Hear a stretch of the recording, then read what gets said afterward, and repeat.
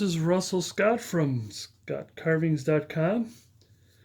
Today I am going to work on one of my roughouts here. This comes from my book from Fox Chapel, Carving Undercover Santas. You get it at Fox Chapel. It's my first book, and you can tell that it is a nice shiny book. And I am going to carve one of my, is he on the outside? No, he is one of my, hello. He is one of my carvings. It is a tree farm Santa. He works at the Christmas tree farms, just making sure that kids are behaving. And I'm going to use one of my roughouts. What I also want to, this is one of the three of roughouts that I have that's from that book. One is carving and Carve. I got a roughout for here he is. My Fireman Santa, and also a rough out of my Ranger Santa, and with that, the third one, of course, is my Tree Farm Santa. That's three of the carvings from the Carving Undercover Santa book that I have out. And I will probably have more. And that was one of the questions I want to ask is, do you want me to demonstrate carving some of my other roughouts? I have many other roughouts. Go to scottcarvings.com and you'll see. So I'm trying to move this camera around here. Now the thing is I also like to do some change ups on some of my carvings. Some of my roughouts. One example is here's from one of my, I call it plum pudding Santa, but instead I took the cut this off, the plum pudding, and now he's got a stack of pancakes. He's got his eye on that nice stack of pancakes. I can't, if I were to stand him up, he'd be. In his hand, instead of a thumbs up, he has a spatula. And now I've done that for a long time. I have used my other roughouts, but I'll just kind of give it a quick shout out here from the Character Carvers of America. I don't know if you've seen this book, and what they did is all the Character Carvers of America were given this blob of a roughout. And at the time when I got this book, they were at Stevens Point in 2019, so I couldn't resist to give that a challenge. And I took mine and I created this Sami Santa. And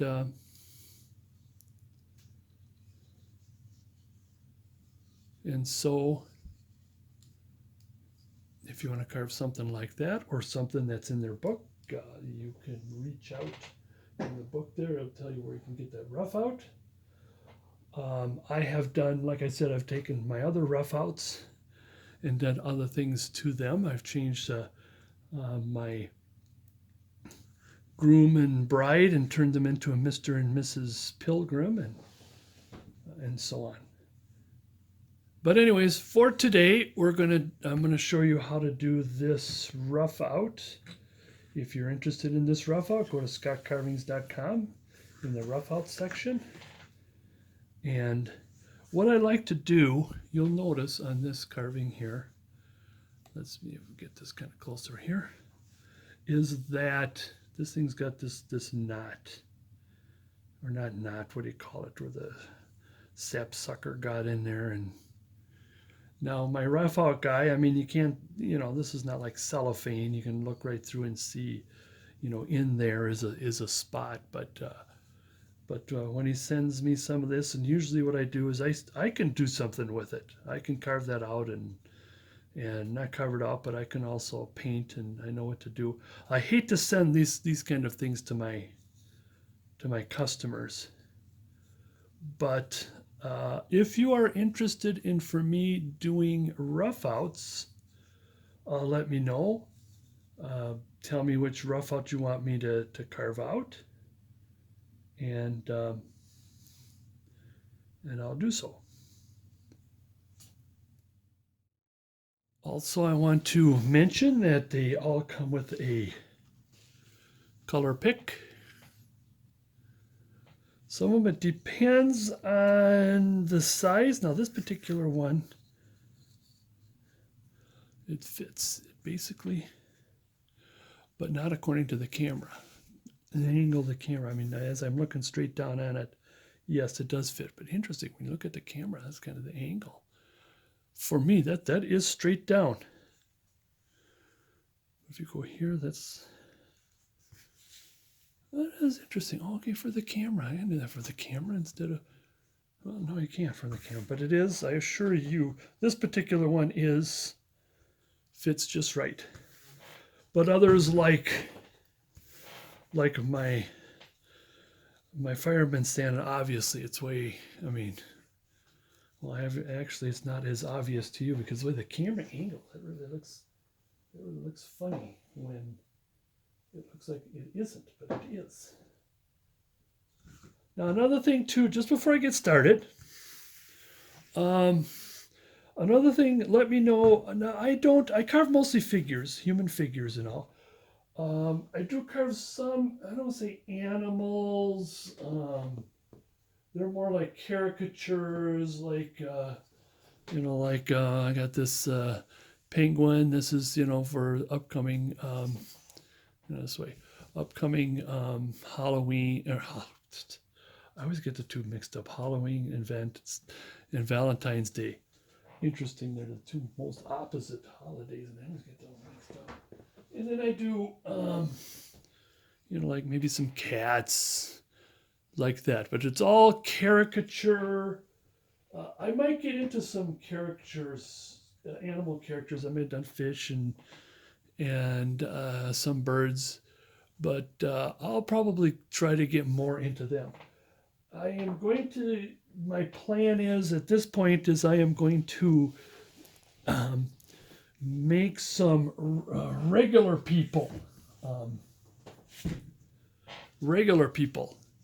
In other words, a regular fireman guy, a regular coach, or a regular, oh, there he is right there. Oops, you get the, I need a third hand there. There we go. Just a regular forest ranger, no, just a regular man in the same basic positions, I suppose. And that's what the plan is. You can prompt me later on if depending on when you listen to this video and, well, wait a minute, where's the others? But anyways, okay, blah, blah, blah, I'm done. Like I said, scottcarvings.com to get my rough outs, and also tell me what you want to see. What do you want? What do you want? Tell me, what do you want? Okay. Step number one, whenever doing a rough out, is get penciling in the creases so you know where they are, even though they might be relatively obvious. Pencil in those creases. And why do we do this? Because the next step is, and we're going to take the V tool and we're going to remove those pencil marks and make sure that we commit to these creases with where are you? I'm right here. Whoops, that one kind of leapt away from me here. What I have seen, and I say this a million times, but I'll say it again, is I've learned this not from an instructor, but from another student whom I also was taking a class. I think it was a Floyd Radigan class. And by the way, he has the same roughouts. So if you've ever taken a class with Floyd Radigan, this is the same people. Anyways, this particular gentleman, student, was taking his knife and he was just carving away. And all of a sudden this became all smooth and one blob. And it was almost like, well, you're starting with a block of wood. What's the whole idea of the rough out is to know where the hand and arms and everything is. And that's why we want to commit to those creases and separate all of this. Now I want to sort of leave this alone. I mean, I'll pencil it in, but don't get started in this, in the face. I mean, what's going to happen is I might come up onto the hat though, so maybe I should. Oops. That bump just simply took my pencil. And then we got this going on here, this flap up here. Sort of like well, I am from Minnesota, and that's, well, I do see a lot of people wearing that kind of I guess you can see that everywhere in the northern states, in the Dakotas and Montana and Wisconsin and Michigan and all that. Anyways, I think I got most all the creases. Now I am close to the camera. I'm trying to get, doggone it, I keep getting off camera here. Okay, got it. This is where I'm going to carve. Come on, turn, come on. Just in case if I get too close. All right. So if you see me getting off camera, shout out so I can put it back on the camera. Never mind, just kidding. All right, now this carving you will see, like things, for example, here, and now I do put in the coat separation here. That's going to be a zipper. I should have put a little bit of silver in there. And then here's a pocket, and here's the collar. I am not concerned with that right now. I'm going to smooth this all out. Don't get too deep because we'll still want that pocket. You don't have to put you don't even have to put the line in. Doggone it, I can't keep moving around. The camera keeps there. Is that a little better? How far up can I go? I'm using my, actually the first time using my S9 cell phone, and trying to get used to this. And what happens is when you push record, then what you see on the screen shrinks quite a bit. I mean, almost like zooms in, and so I have to readjust after I push record. Okay, anyways, there we are. Then I'm going to put on in this case, I'm going to put on my cheap, this is like a garden kind of glove. The purpose for this is I use this for my chiseling, because, sometimes I get hit the cuticles and protecting the cuticles. And so let's just V-cut. Am I still in? Around. Carving. And the thing is that this glove that I'm holding with is a real carving glove.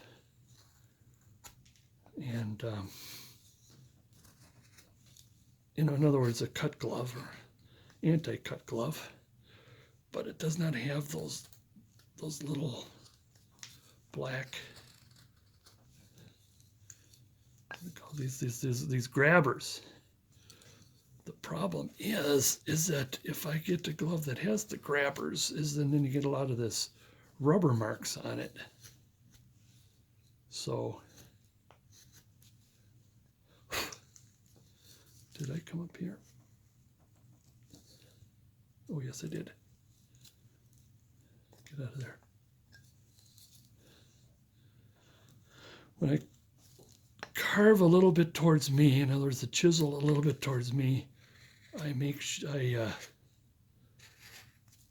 use my wrist and not my arm.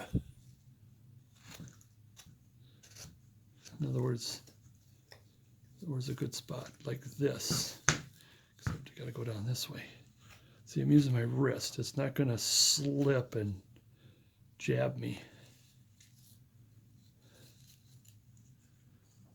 But I like doing this step because not only it helps commit to where the creases are. Oops, this one here is the tuft isn't that big, but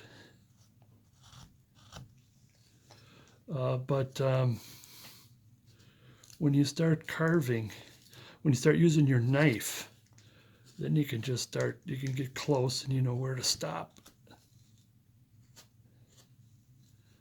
I'll do a little bit of the beard here because that'll separate the coat.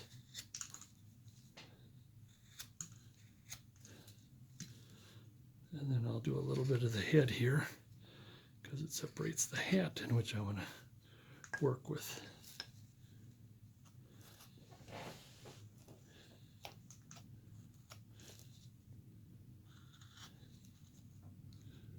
Oops, are we off? The other thing when I carve this way is obviously the wrist is in the way.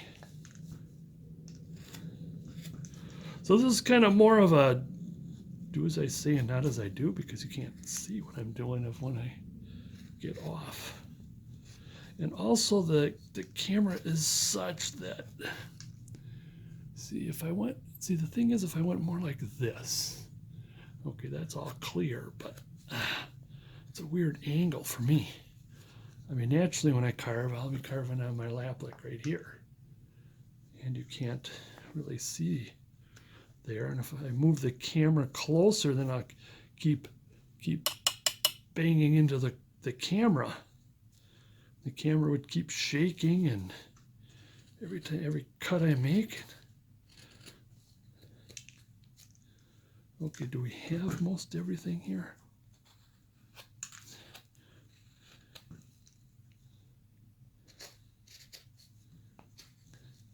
My videos are usually fast-paced. You've seen my videos before.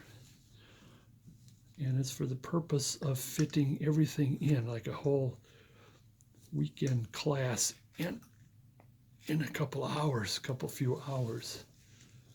Now this, I think, let's separate the hair.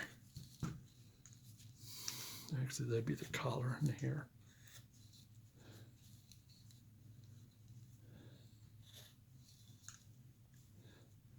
I don't know, I think I got just about everything. Let's take glove off, knife on. Put this, no.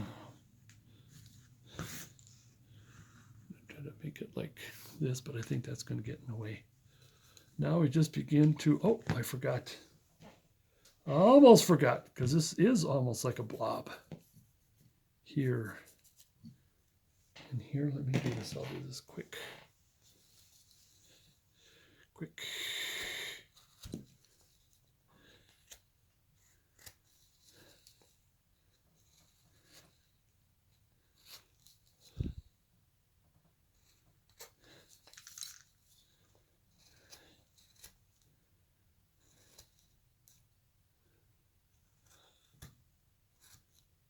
I think I got everything, everybody. sort of like take a spot. Sometimes I like to just start right at the top and work my way down, or the other way. I don't know if you've done this. I've done this the what do you call it? The rock polishing way, when the rock goes polishing around. I think I described that. And I'd be carving here, and once I get here, well, I might as well carve here because that's where it is. And if I move this around, okay, then I can start carving here. I think I'm more lazy of moving this thing around than I am doing this one step at a time. But if you see me do that, be patient. I'll try to stay in one place. And now it's a matter of just taking off all of this. Get that out of the way. Now we're at today, at this day where I am carving. It is a February day, to which Santa is probably somewhere in the middle of the Bahamas with his Speedo on, and Mrs. Claus is probably wearing a bikini with showing 85%, 90% of her skin to be tanned. So in other words, the elves are busy working and nonstop. Santa's taking a break. And for that, this is where it is probably the driest here in Minnesota. Not only winterist, with all the, and what happens is that a lot of this sticks. I mean, you carve, get out of there. And it's because of the static. It gets worse in March. And then it starts a little bit in April. It actually gets worse after the end. In other words, it's not so bad in November and December. It's still there. And so that kind of sticks to the carving. Oh, as a matter of fact, I forgot this here. This upper part here. The flap.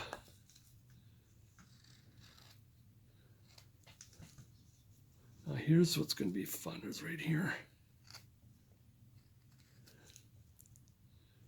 Now you'll notice on this finished product and on the sheet, if you want to carve this, there is, we've got sort of a plaid going on here.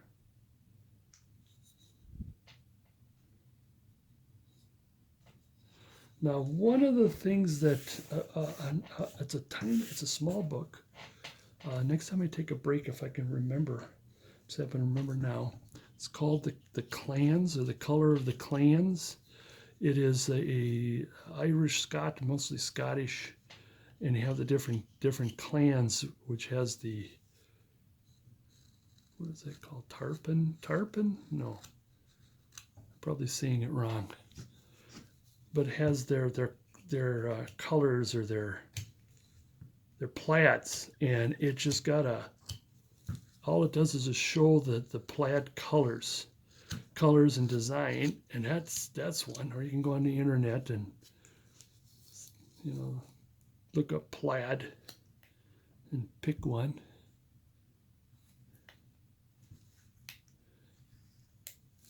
Oops, I'm doing a little bit of prying here. When we get to the finer details, we certainly don't want to pry.